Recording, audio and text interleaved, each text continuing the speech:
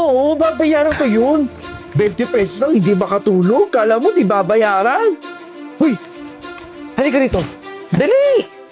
Nakikita mo yon? Yung teacher na yon? Yung kapitbahay natin. Usap-usapan dito sa barangay natin na napakalaki pala ng utang niyan. Lumubo ang interes. Kaya pala hindi nakakapag-ipon eh. Yung mga bata pa yan, gusto daw maging teacher eh. O di ba? Nilayasan tayo kasi alam niya siya ang pinag-uusapan natin. Buti na lang talaga yung anak ko. Marunong sa buhay. Mrs. Castro, pinabibigay pala ng bangkong pumunta rito kanina. Tinatanong rin pala nila sa amin kung ka pa rin daw ba nakatira. Kaso hindi naman namin masagot kasi hindi naman namin alam kung doon ka ba rin talaga nakatira. Oo, lumipat nga pala kami. Hindi ko nabanggit sa inyo. Yung utang mo pala sa akin, kailangan ko na bukas. Magpapacheck up kasi yung anak ko eh. Pasensya ka na. Ay, oo naman, sige. Bukas na bukas, babayaran kita. Maraming salamat sa tulong mo ha. Pasensya na din.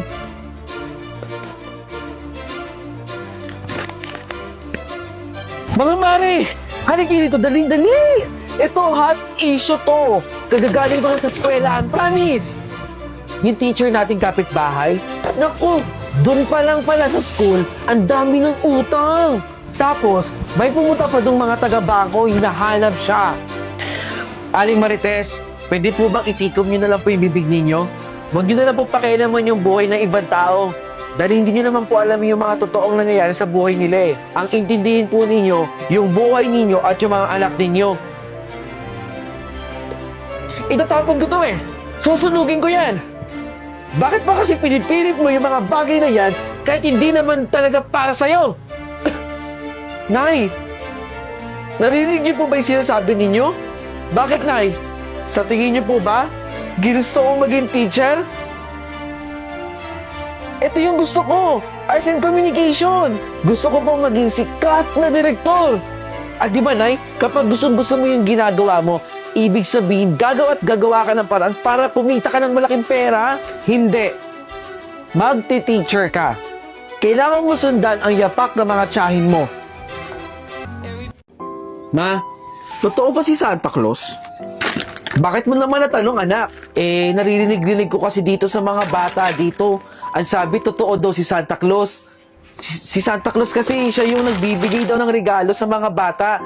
Pagkagising sa umaga daw, nasa pintuan yung regalo. Sa kanila lang may Santa Claus, anak. Sa atin wala. Sana nga ma, totoo si Santa Claus eh. Gusto ko po makakuha ng regalo sa kanya. Huwag mo lang pangarapin na totoo si Santa Claus, anak. Matulog ka na dyan. Maglatag na.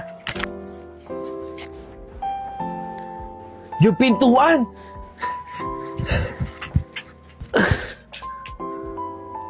Wala. O anak, anong ginagawa mo?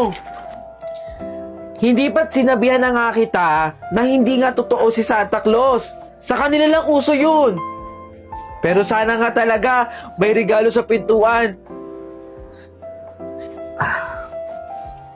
Magandang umaga, ma. Yung pintuan.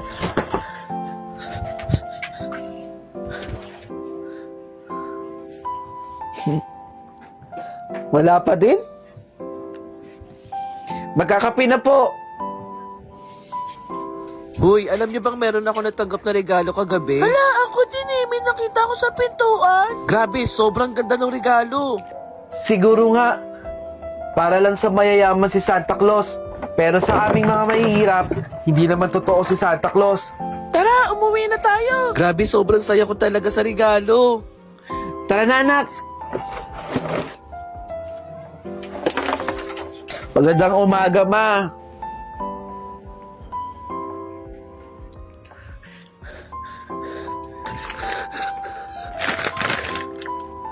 Totoo ba to? Dahil si Santa Claus na inantay mo ay kumita ng konting pera. Totoo nga si Santa Claus!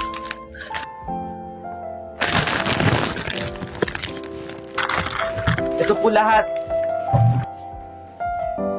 Salamat po. Ito po yung bayad ko.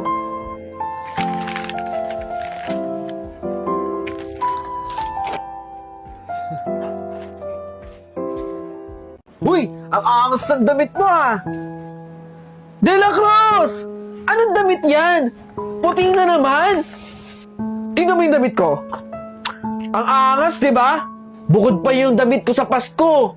Ikaw, puti na nga yung damit mo sa klase natin, puti pa rin yung susuotin mo, at plain na plain pa. La Cruz, Christmas party natin ngayon. Hindi tayo mag-aaral. Magsasaya tayo, sasayaw at sasayaw tayo dito. O baka naligaw ka ng classroom. Bahala ka sa buhay mo. Tara!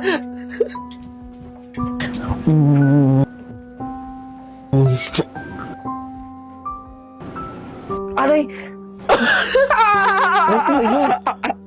Talo ka, De La Cruz! Gumalaw si De La Cruz! Syunga-syunga talaga to eh! De La Cruz, stop dance to! Ano ka ba?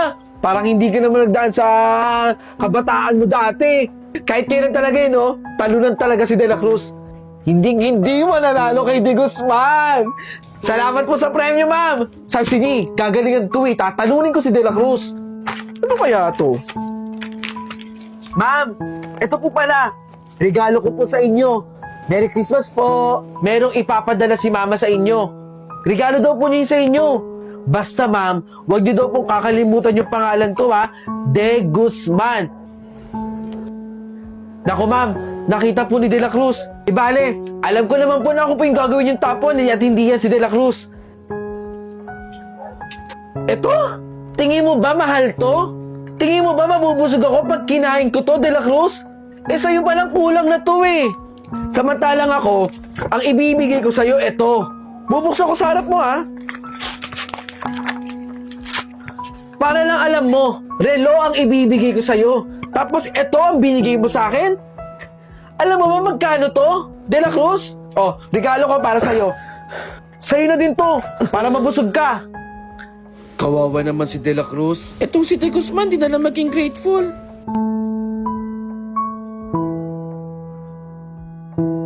Meron akong pang regalo kay De Guzman. Pang exchange gift ko lang po ito. Salamat po.